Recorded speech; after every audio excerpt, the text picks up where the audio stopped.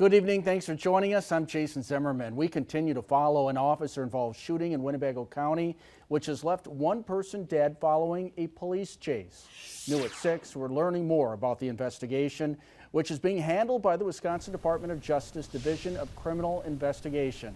They tell us a traffic stop was initiated Friday evening around 9:40 by a North Fond du Lac police officer in the village of North Fond du Lac, but after stopping, the driver fled. During a chase crossing the Winnebago County line, a Fond du Lac County Sheriff's deputy deployed a tire deflation device on Interstate 41 near County Highway Z, stopping the vehicle. The driver and only one in the vehicle called 911 saying they had a gun.